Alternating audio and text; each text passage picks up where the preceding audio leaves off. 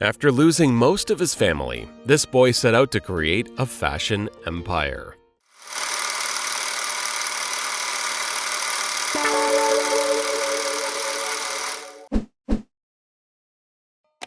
The Hermès story begins with the founder, Thierry Hermès.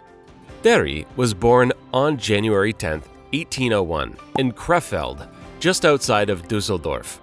His mom was German, and his dad was a French immigrant. They worked as innkeepers and had 6 kids, with Thierry being the youngest. 2 years after Thierry's birth, the Napoleonic Wars erupted. Several of his family members became casualties, and as if that wasn't bad enough, several others died due to disease. After these tragic losses, the Hermès family moved from Krefeld to Paris in 1928. They settled in Pont-Audemer in the north of Paris, and this is where the 27-year-old Thierry first learned the trade of leather making. 3 years after the family's move, Thierry and his wife, Pétronille Perriand, welcomed their first son into the world, Charles-Émile Hermès. He would eventually become the heir to the Hermès empire, but first, that empire still had to be established. While Thierry's childhood was anything but easy, it also instilled in him an unwavering ambition. In 1883, he established his first workshop at the age of 36. The store was located on the now-defunct Rue Basse du Rempart in Paris. He aimed to create the highest quality harnesses and brittles for his private clientele, which mostly consisted of French noblemen and carriage businesses. From the very beginning, Thierry understood and appreciated his customers' expectations. In a city full of innovative trends, they desired simplicity and lightness, so that's what he delivered. His harnesses were a hit, and creating them turned out to be a very profitable endeavor. They embodied discreet fitness as well as endurance, and this technical achievement of his would eventually be recognized with an award at the Universal Exhibition of 1867. But after some long decades of harness making, Thierry passed away in 1878 at the age of 77.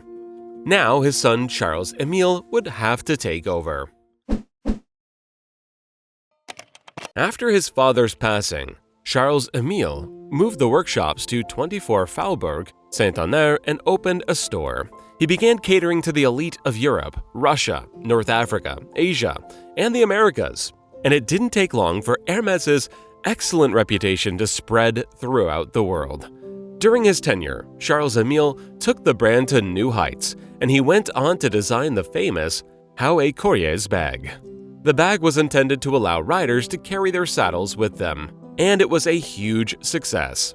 After nearly 3 decades, however, Charles-Émile felt it was time to pass on the torch to his sons, Adolphe and Émile Maurice. They renamed the company Hermès Frères, and together they continued to expand its notoriety on the global stage. While visiting Canada, Émile Maurice was introduced to an interesting new tool, the zipper. Seeing great potential for this neat little contraption, he brought it back to France and introduced a patent for the design. He became the first person to do so in France, and in the late 1910s, Hermès Frères designed the first clothing and handbags with the zipper included. News quickly spread throughout France, and the zipper became known as the Hermès zipper. After the success of the zipper, Émile Maurice brought the help of his sons-in-law, Robert Dumas Hermès, Jean-René Gourand, and Francis Puech, each with their own expertises and visions for the house. By 1914, Hermès was furnishing the Tsar of Russia with saddles, and the workshop employed up to 80 saddle craftsmen. But after a steep decline in sales of horse harnesses and equipment in 1919, Adolphe decided to leave the company with Émile Maurice buying his brother out. Then, in 1922, the first leather handbags were introduced after Émile Maurice's wife complained of not being able to find one she liked. The bag was essentially a smaller version of the Haut Courriers. Soon enough, Hermès branched out even further. In 1925, the first men's ready-to-wear garment was created, a golf jacket. To complement their customers' looks, Hermès introduced jewelry in 1927, followed by watches and sandals in 1928. 1 decade later, they introduced the silk scarf, which instantly became a huge hit with celebrities such as Jacqueline Kennedy. And not much later came the silk ties and perfumes. Every product was a massive hit, and it seemed like there was no stopping Hermès anymore. But then, Émile Maurice passed away. After the father of 4 daughters, Émile Hermès passed the torch to his sons-in-law. One of them, Robert Dumas, took over as head of the business in 1951.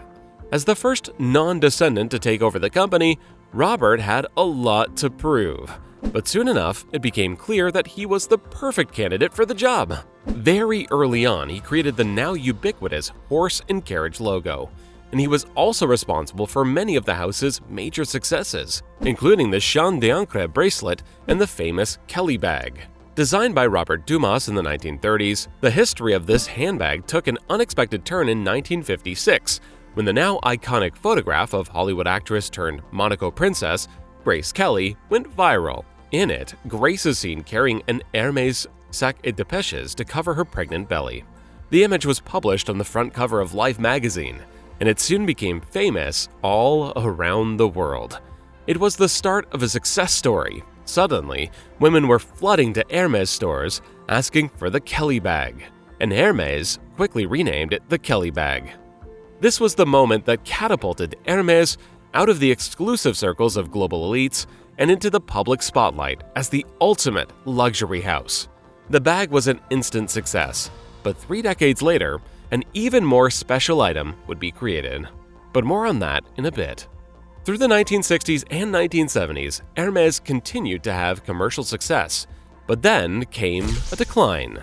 While most of the luxury fashion had started using more man-made and technologically engineered materials, such as nylon, polyester, and vinyl, Hermès insisted on only using the highest quality natural materials.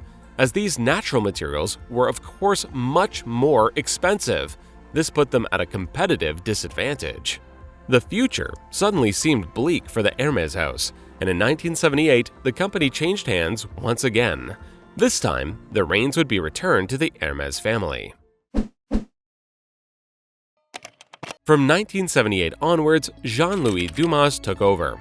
As the son of Robert Dumas, the grandson of Émile Maurice Hermès, and the great-grandson of Thierry Hermès, it's safe to say that ambitious innovation ran in his family. Jean-Louis gradually revolutionized the house of Hermès. He diversified the brand and reinvigorated it for a new era. As the company was no longer a brother-owned business, he renamed it Hermès, and he fine-tuned the focus down to 3 essential product lines: ready-to-wear, silk scarves, and leather goods. Having seen just how influential the Kelly bag had been, Jean-Louis hoped to one day recreate that success, and in 1984, that opportunity finally came. It all began when Jean-Louis and English actress and singer Jane Birkin were on the same Air France flight from Paris to London. Jane was known for always carrying a wicker basket with her. She used it for everything, but when she tried to fit her famous basket in the overhead compartment, the lid came off and all of her things fell on the floor. She complained that she couldn't find a decent bag anywhere. That's when Jean-Louis introduced himself as the head of Hermès. Where Jane saw a problem, he saw an opportunity, and the pair spent the flight sketching different handbag designs on a napkin. My father was, as she was talking, making sketches and notes. He was very good at making quick sketches. While the bag wasn't very popular when it first launched, it slowly became a symbol of wealth and exclusivity due to its high price and long waiting lists. It's 4,000. I know. And there's a waiting list. I assumed. 5 years.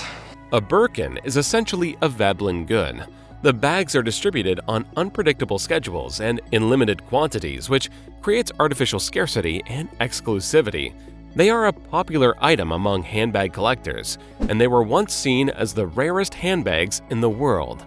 Today, prices start at $11,000 for regular leather, and the more exclusive ones can set you back over $1 million. Many people consider a Birkin as an instrument of investment, and studies have shown that the annual return on a Birkin is around 14%. When you keep in mind that the S&P 500 has an average return of 8%, having a Birkin certainly sounds very, very interesting. Today, Hermès is one of the most sought-after luxury brands in the world. The fashion house is steeped in history and tradition, and its history is like few others in the world of high-end designer brands. It has been passed down through generations, and it has remained in family ownership for almost all its existence. Following the phenomenal success of the Birkin bag, Jean-Louis expanded Hermès's global business while also consolidating the already existing stores. And to allow more centralized control over its products, he made sure to decrease the number of franchised Hermès stores. In 2005, Jean-Louis announced that he was retiring, and he appointed his friend Patrick Thomas as CEO, and his son, Pierre-Alexis Dumas, as artistic director. Patrick Thomas ensured the smooth transition between the two generations until the appointment of Jean-Louis Dumas's nephew, Axel Dumas, in 2013.